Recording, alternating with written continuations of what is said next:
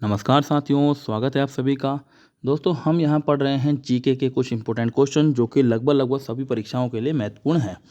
तो क्लास शुरू करने से पहले सभी लोगों से एक बार कहना चाहूँगा, जिन लोगों ने चैनल को सब्सक्राइब नहीं किया है या चैनल पर भी लोग नए हैं वो चैनल को सब्सक्राइब कर लें और वीडियो अच्छी लगे तो लाइक भी करें। तो यहाँ पर मैं अभी तक ज़रा सीधे सीधे क्वेश्चन बता रहा था, परंतु एक बच्चे का कमेंट आया कि सर इसके बारे में डिटेल में भी बताइए। तो आज से मैं डिटेल में भी यहाँ पर बताना शुरू कर रहा हूँ। तो पहला क्वेश्चन देखते हैं, राज्य पुनर्गठन आयोग के अध्यक्ष कौन थे? तो ये थे हमारे फजल अली। इसे फजल अली आयोग के नाम से भी जाना जाता है। और ये जो गठन हुआ था, राज्य पुनर्आयोग जो बनाया गया था, 22 दिसंबर 1953 को इस आयोग का गठन किया गया था। इसके सदस्य फजल अली के अलावा और थे हृदयनाथ कुंजरू और के.एम. पणिक्कन। ठीक है, जो भी जानकारी मैं यहाँ पर बोल रहा हूँ उसे आप अपने पेन कॉपी पे नोट भी कर सकते हैं। ठीक है, और सुन के भी याद करते हैं, वो आपकी इच्छा है। क्वेश्चन नंबर 2, मूल संविधान में कितने मौलिक अधिकार थे? तो सभी को मालूम है मौलिक अधिकार हमारे 7 थे, जिसमें से एक खत्म हो चुका है। कौन सा अधिकार खत्म हुआ है? संपत्ति का अधिकार खत्म हो चुका है।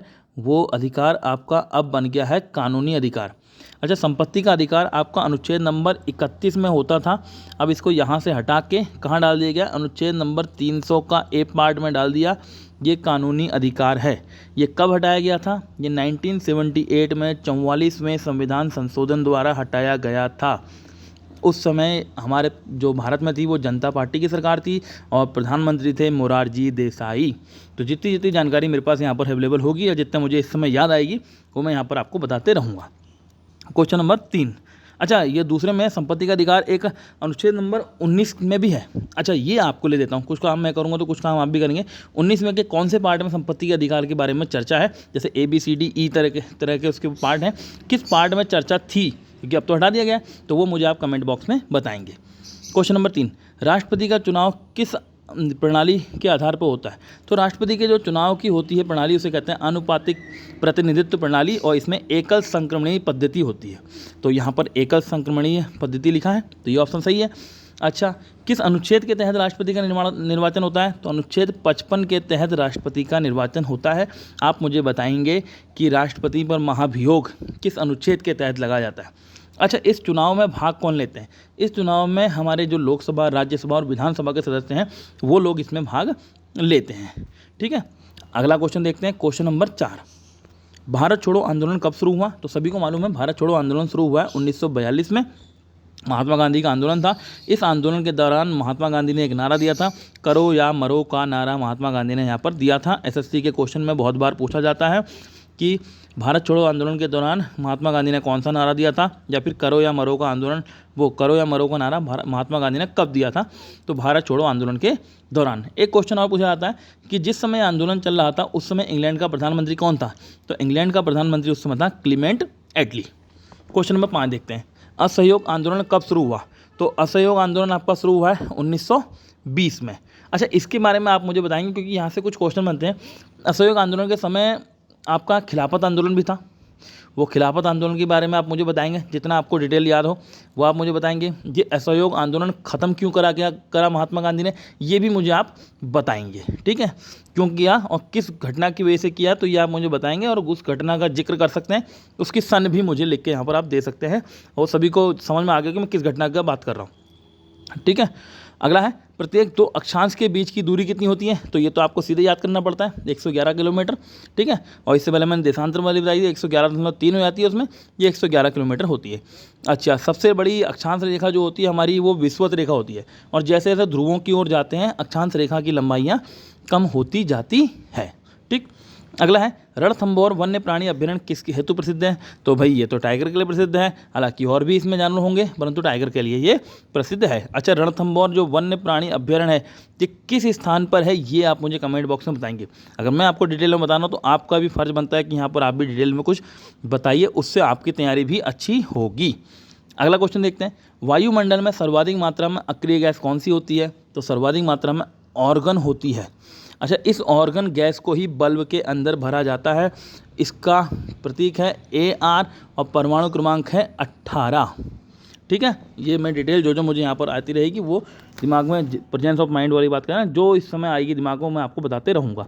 क्वेश्चन नंबर 9, निम्नलिखित में से सबसे बड़ा भू आविष्टित देश है? तो इन सब में सबसे बड़ा होता है आपका कजाकिस्तान। इसको आप मैप में देख सकते हैं और इसके साथ मैप का प्रयोग जरूर कीजिए। जब भी आप ज्योग्राफी पढ़ते हैं तो मैप जरूर देखिए। अब मैं भी जब ये रेगुलर क्लास वैसे चलाऊँगा, थोड़ा सा टाइम की समस्या है इस समय, तो फिर मैं जैसे जब चलाऊँगा इसको अपना वापस अपने वर्क प्लेस पे जाके, वहाँ थोड़ा टाइम मुझे मिल जाता है, तो मैं आपको ये सब डिटेल में बताऊँगा। ठीक। 10वां, बौद्ध ग्रंथों में भारत को क्या कहा गया है, ये भी आपको थोड़ा सा याद ही करना पड़ेगा। इसे कहा जाता है जम्बू द्वीप, जम्बू द्वीप के नाम से प्रसिद्ध है। ठीक है, जम्बू द्वीप, भरतखंड, आर्यावर्त। ठीक, ये चीज़ें आपने सुनी भी होंगी। ठीक। अच्छा, ये बाकी हिंदुस्तान और इंडिया, इनको भी कहा जाता है। यहाँ पर जो हमारे विदेशी आए या अंग्रेज या फिर क्या कहते हैं इतिहासकार, उन्होंने अलग अलग नाम दिए हैं, तो ये उसके बेस पे हैं। क्वेश्चन नंबर 11, चौगान खेलते हुए किस शासक की मृत्यु हुई थी? तो भाई चौगान खेलते हुए मृत्यु हुई थी कुतुबुद्दीन ऐबक की। अब कुतुबुद्दीन ऐबक कौन था? ये गुलाम वंश का संस्थापक था। और गुलाम वंश क्यों? क्योंकि इसमें ज़्यादातर जो सभी राजा थे वो गुलाम थे किसी न किसी के। जैसे कुतुबुद्दीन ऐबक खुद ही आपका क्या कहते हैं मोहम्मद गौरी का गुलाम था। ठीक है, और गुलाम वंश की स्थापना 1206 ईस्वी में इसने की थी, और गुलाम वंश आपका 1290 ईस्वी तक चला था।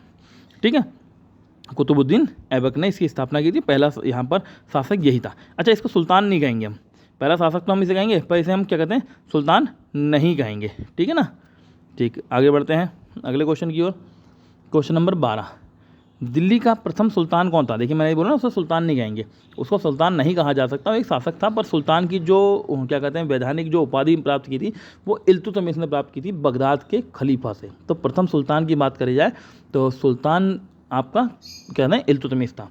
इसने जो क्या कहते हैं कुतुबुद्दीन ऐबक का जो अधूरा काम था कौन सा, क्या कहते हैं आपका कुतुब मीनार को पूरा करवाया। इसके अलावा इसने एक तुर्कान चहलगानी का गठन किया। ठीक, ये चीज़ें इसके बारे में पूछी जाती। और इसने 2 सिक्के चलाए थे, एक का नाम था जीतल और एक का नाम था टंका। अच्छा, ये किस किस धातु के थे, ये मैंने एक पिछली वीडियो में बताया भी है, ये आप मुझे कमेंट बॉक्स में बता सकते हैं कि किसका था। एक चांदी का था, एक तांबे का था, कौन सा किसका था ये आप मुझे कमेंट बॉक्स में बता सकते हैं। क्वेश्चन नंबर 13, किसकी स्मृति में कुतुब मीनार का निर्माण किया गया? तो ये बख्तियार काकी, क्योंकि इसका नाम था कुतुबुद्दीन बख्तियार काकी। तो देखिए कुतुब मीनार का जो नाम है ना, वो कुतुबुद्दीन यहाँ से है, वो कुतुबुद्दीन ऐबक नहीं है, कुतुबुद्दीन बख्तियार काकी वाला कुतुब मीनार का जो नाम दिया गया ना, किसकी स्मृति में? तो कुतुबुद्दीन बख्तियार काकी। अच्छा, ये था कौन? ये चिश्ती संप्रदाय का एक संत था। और कुतुब मीनार की बात करें तो कुतुब मीनार की ऊंचाई पूछी तो खैर क्या जाती है, तो नॉर्मली वैसे फैक्ट वाला क्वेश्चन है। लगभग 72.5 मीटर की इसकी ऊंचाई है। मीटर में बोल रहा हूँ, फिट में नहीं बोल रहा हूँ, कोई लोग फिट में समझे नहीं। अगला है, कनिष्क किस वंश का महानतम शासक था? तो भाई कनिष्क था आपका कुषाण वंश का शासक। इन्होंने कुषाण राजाओं ने जो चीन के साथ जो हमारा रेशम वाला मार्ग था उस पर नियंत्रण रखा था। इसने एक काम और किया था, इसने कनिष्क ने 78 ईस्वी में, ईस्वी की बात कर रहा हूँ, 78 ईस्वी में एक संवत चलाया था जिसे शक संवत कहा जाता है। शक संवत के नाम से इसने चलाया था। ठीक। क्वेश्चन नंबर 15, नीति का पंडित शाक्य मुनि यात्रियों का राजकुमार किसे कहते हैं? भाई ये यात्रियों के राजकुमार की बात करें तो ये आपका ह्वेनसांग ही आता है। और ह्वेनसांग के बारे में क्वेश्चन पूछा आता है, ये किसके दरबार में आया था? तो ह्वेनसांग आया था आपके हर्षवर्धन के दरबार में। उसके अलावा चंद्रगुप्त द्वितीय के दरबार में आपका ये फाहियान आया था। और ठीक, और मेगास्त्रीज आपका चंद्रगुप्त मौर्य के शासनकाल में आया था। ये सब चीज़ें आपको मैक्सिमम मालूम ही है। बढ़ते हैं अगले क्वेश्चन की ओर। क्वेश्चन नंबर 16, अनवरत योजना के प्रतिपादक कौन थे? तो यहाँ पर इसके 2 लोग थे, एक था गुन्नार मिंडल, और मिंडल था या मिडल था शायद, मेरे ख्याल मिंडल या मिर्डल ऐसे कुछ लिखा हुआ था, किसी किताब में मिंडल किसी में मिर्डल। ठीक है, गुन्नार नाम से। और एक था रेगनर फ्रिस, तो इसमें रेगनर फ्रिस है, तो हम ये ऑप्शन लगाएंगे। और ये 1979 की लगभग बात है। वैसे ये जो अनवरत योजना थी, ये जब जनता पार्टी आई थी उसने योजना आयोग बंद करके 1978 से 83 तक के लिए ये अनवरत योजना लागू की थी। और इसका उद्देश्य आपका था गरीबी का उन्मूलन और रोजगार में वृद्धि। तो उन्होंने अपना वो उस टाइम पीरियड के लिए लगाई थी। फिर 1984 में इंदिरा गांधी वाला पता ही है, जब इंदिरा गांधी 83 में आ गई थी यहाँ पर, तो फिर उसने योजना आयोग वापस चालू कर दिया। क्वेश्चन नंबर 17 देखते हैं, भारतीय खाद्य निगम की स्थापना कब हुई? तो भारतीय खाद्य निगम की यहाँ पर जो स्थापना हुई है 1965 में हुई है। और इसकी एग्जैक्ट डेट है आपकी 14 जनवरी 1965। 14 जनवरी 1965 में इसको क्या कहते हैं स्थापना हुई है, और इसका हेडक्वार्टर आपका दिल्ली में। क्वेश्चन नंबर 18, अर्थव्यवस्था के प्राथमिक क्षेत्र में किसे शामिल किया जाता है? तो प्राथमिक क्षेत्र में कृषि, पशुपालन, वन सभी आते हैं, यानी उपरोक्त सभी हम यहाँ पर लगाएंगे। क्वेश्चन नंबर 19, बजट पूर्व आर्थिक समीक्षा कहाँ प्रस्तुत की जाती है? भाई बजट से पहले जो उसकी समीक्षा होती है वो होती है लोकसभा में। ये हमारे क्या कहते हैं संविधान के अंतर्गत। वैसे कहाँ होती है, आप ऑप्शन देख लीजिए।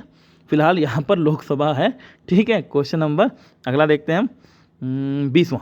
भारतीय लघु उद्योग विकास बैंक यानी जिसे हम सिडबी कहते हैं, इसकी स्थापना कब हुई? तो इसकी स्थापना हुई है आपकी 1990। एग्जैक्ट डेट की बात करें तो 2 अप्रैल 1990, ठीक है, 2 अप्रैल 1990। अगला बढ़ते हैं क्वेश्चन नंबर 21। किस धातु को चाकू से आसानी से काटा जा सकता है? भाई जो मुलायम होती है, तो इनमें सबसे मुलायम होती है सोडियम। बच्चे कुछ लोग इसको देख के चौंक सकते हैं कि सोडियम मुलायम।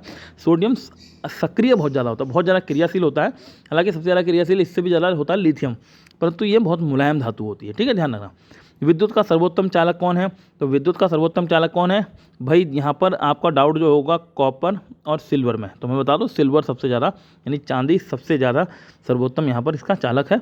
तो फिर लोग कहेंगे कि भी चांदी की वायरिंग क्यों नहीं की जाती? तो चांदी की वायरिंग करोगे तो खर्चा भी तो आएगा। क्वेश्चन भी आता है ऐसा, एसएससी में तो देखा मैंने क्वेश्चन ऐसा आते हुए। Question number 23। सोडा वाटर में नींबू का रस डालते हैं तो बुलबुले निकलने लगते हैं, क्योंकि इसमें क्या होता है भाई? सोडा वाटर, सोडा जैसे नाम सुनोगे तो आपके लिए वो क्षार है, बेस है। और नींबू क्या है? नींबू का रस जो है वो है एसिड। अब बेस में एसिड डालोगे तो यार बुलबुले तो उठेंगे ना, ठीक है। तो ये क्योंकि इसमें क्या होता है, क्षार होता है, ये चीज़ यहाँ पर आप लगा सकते हैं। Question number 24। कटे हुए सेब का रंग कुछ देर बाद भूरा हो जाता है, क्योंकि वायु से क्या कर लेता है? भाई सेब में क्या होता है? सेब में आपका आयरन पाया जाता है, आयरन यानी कि Fe। Fe की वायु से क्रिया करोगे तो Fe2O3 बन जाएगा, ऑक्सीकरण हो जाएगा इसका, और ये होता है क्या कहते हैं आपका आयरन ऑक्साइड। तो आयरन ऑक्साइड कौन सा है? पहला ऑप्शन यहाँ पर है, और आयरन ऑक्साइड का रंग होता है भूरा, ठीक है। जैसे आयरन ऑक्साइड आपने देखा जंग लग जाता है, ठीक है ना, जंग भी तो भूरा ही होता है। आगे, अफीम पौधे के किस भाग से प्राप्त होता है? तो फूल से प्राप्त होता है, पत्ती से, या फल वाले पार्ट से, वो भी अधपका फल या तना से। तो इसका जो फल वाला पार्ट है, अधपका फल या फल भी लिखा हुआ आएगा, तो भी आप इसे टिक कर देंगे, इस जगह से अफीम प्राप्त होता है। बाकी प्राप्त हमने नहीं किया है, जिसने किया है उनको ज़्यादा जानकारी यहाँ पर हो सकती है। अब किसने किया वो आपको पता ही होगा, अगर आपने तो नहीं किया, वैसे नहीं करना गलत चीज़ है, ठीक है। चलो मजाक वाली बात अलग हो गई।